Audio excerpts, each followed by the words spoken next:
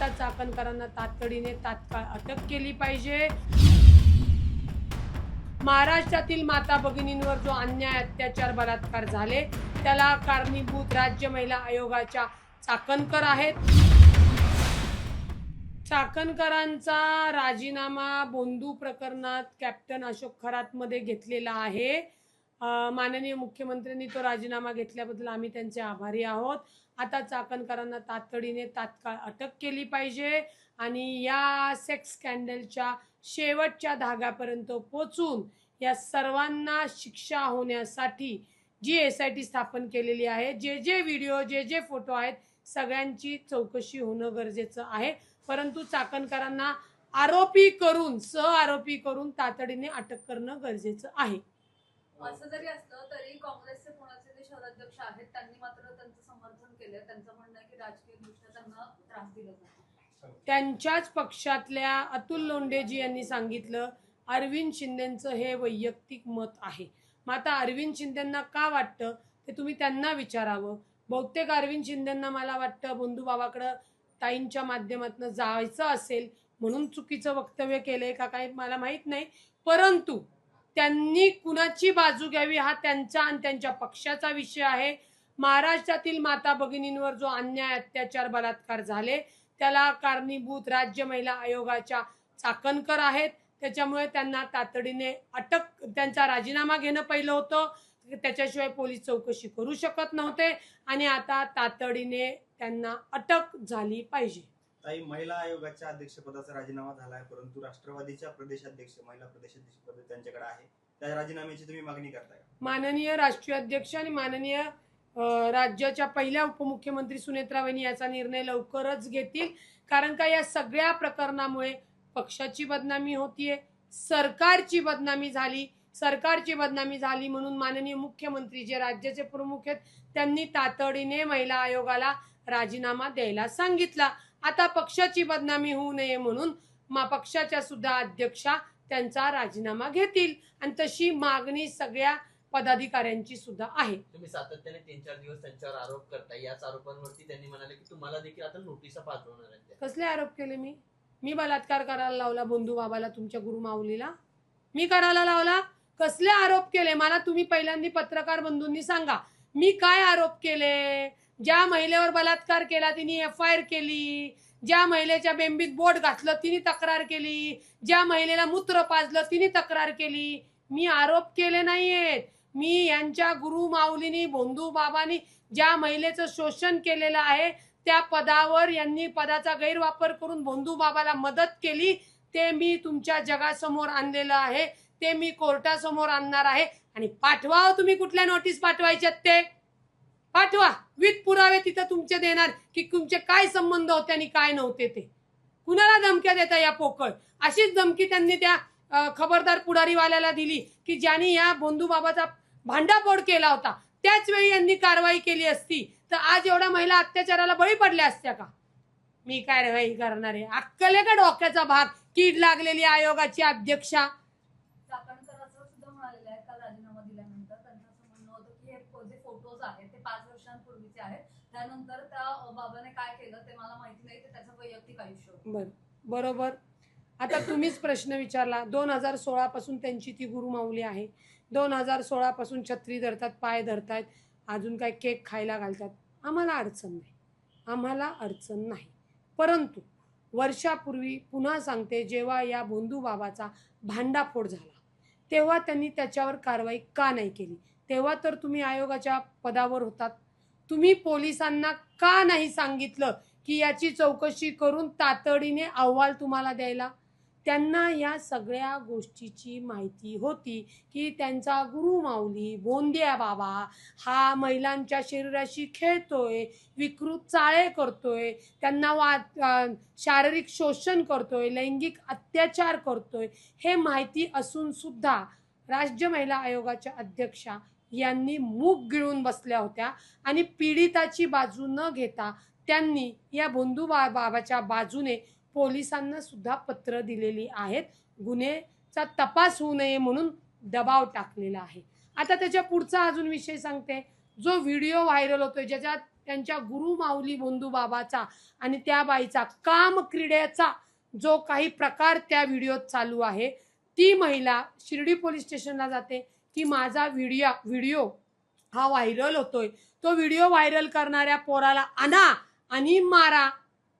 याच्यासाठी कोण फोन करतंय? राज्य महिला आयोगाची कीड लागलेल्या चाकणकर बाई. कोणत्या अधिकारातनं केलं? संविधानिक पद होतं म्हणूनच केलं ना. का नाही तुम्ही त्या महिलेला सांगितलं की तुझ्यासोबत जर काही चुकीचं घडले किंवा नाही घडले, तू त्याची तिथं जबाब दे, त्याची माहिती दे. तपासामध्ये जाणीवपूर्वक चाकणकर बाईंनी अडथळा आणला फक्त आणि फक्त बंधू बाबाला वाचवण्यासाठी.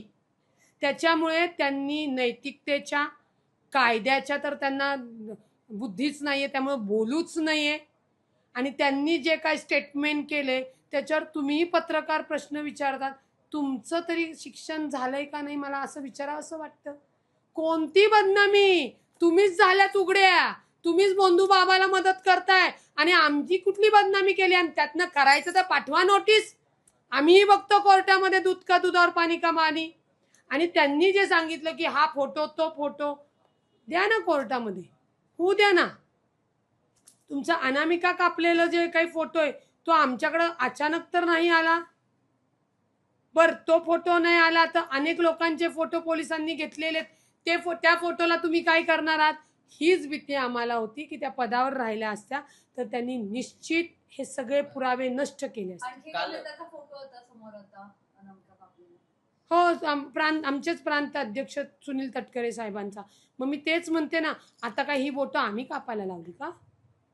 तुम्ही बोटं कापणार, तुम्ही आगोरा पूजा करणार, तुम्ही नको ते उद्योग करणार, याच्यात कुठली बदनामी आली? याच्यात तुम्ही केलेली काही कृत्य ही जगासमोर आली. तुम्ही त्या बंधू बाबाला बलात्कार करायला त्याच्या कटात सामील होतात, म्हणून तुम्हाला तातडीने आता अटक झाली पाहिजे. काल राजीनामा देताना त्यांनी पत्रात असं नमूद केलं की स्वइच्छेने आणि वैयक्तिक कारणाने आपण राजीनामा देत असल्याचं त्यांनी नमूद. बरं, त्यांनी हसत दिला आणि त्यांनी ते कारण दिलं. पटलं तुम्हाला कारण? कोणतं वैयक्तिक कारण होतं यांचं? यांचा गुरुमाऊली पकडला गेला हे कारण होतं? दुःख झालं त्यांना? कोणतं व्यक्तिगत कारण होतं? अहो, तुम्ही गुन्हेगाराला साथ दिली, तुमच्यामुळे महिलांवर अन्याय, अत्याचार, बलात्कार झाले, म्हणून तुम्हाला राजीनामा तुम्हाला द्यायचे आदेश मुख्यमंत्री साहेबांनी दिले. पाय उतार केलं तुम्हाला. कुठली नाटंकी आणि नोटंकी सांगताय?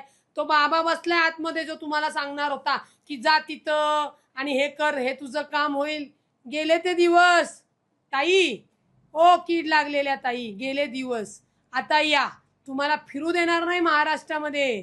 तुमच्यामुळे महिलांवर नको ते अत्याचार, बलात्कार होऊन आमच्या महिलांचं मानसिकता बिघडली. आमच्या घरातले, महाराष्ट्रातल्या घरातले लोक आता महिलांना बाहेर पाठवणार नाहीत, लक्षात घ्या.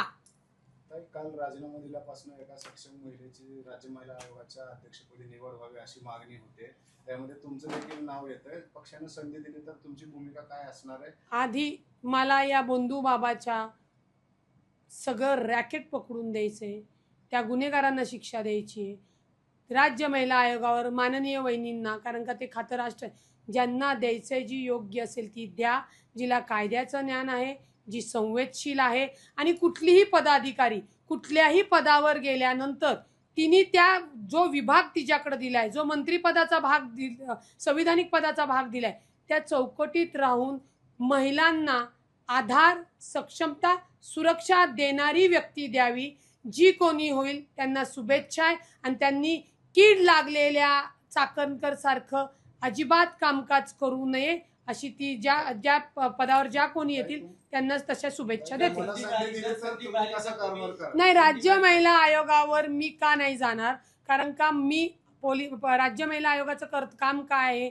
अहवाल द्या किंवा तक्रार दाखल झाली नसेल तर तक्रार दाखल करून घ्या, तिला आधार द्या, त्यांच्या कुटुंबांना भेट द्या. म्हणजे त्या मर्यादित कामकाज करावं लागतं. आणि मी त्या मर्यादित कामकाज का करू शकत नाही? मला ते आवडत नाही. त्याच्यामुळे त्याच्यावर राष्ट्रवादी पक्षामध्ये अनेक कर्तृत्ववान महिला आहेत, त्यांना त्यांनी संधी द्यावी. शेवटचा प्रश्न आहे की योनी पूजा असू द्या किंवा ते काय वायग्राची गोळी त्याने पाजली ओशो वायग्रा सिरप, याच्यासारखे आणखी काय नेमके प्रकार घडलेले आहेत? नाही योनी बाबा पूजेचा काय मला नाही प्रकार आहे? माहिती, मला नाही माहिती कुठले. मी ते अंजली दमानियाकडनंच ओशो व्हायग्रा सिरप घाण, अरे ऐकलं तरी हे बघ अंगावर काटा आला. घाणेरड योनी पूजा, अरे कामाख्या देवी देवी आहे तिथं, तिचं प्रतीक आहे किंवा काय आहे, तिथं नमस्कार करतो आपण. हे अघोऱ्यांनी विकृतांनी त्याचा नाश करून टाकलेला आहे. त्याच्यामुळे असल्या घाणेरड्या पूजेचं आहे ना समर्थन चाकणकरबाईंनी केलं, याचंच दुःख आहे. चाकणकरांचं राजकारण संपलं म्हणायचं. आता ते त्यांना त्यांचंच माहिती. राजकारण संपलं का, ब्युटी पार्लर सुरू केलं का, मोहिनी वश सुरू केलं. पण एक लक्षात आलं एवढ्या सगळ्या प्रकरणात, चाकणकरांकडे तंत्रमंत्र विद्याची PhD आहेत, त्या तेवढ्या शिकलेल्या आहेत. यदा कदाचित जे आता त्या बोंधू बाबाच मला वाटतं चाकणकर बाईकडे येईल की माझा हात बघा, जज मला कधी जामीन देणार आहे म्हणून.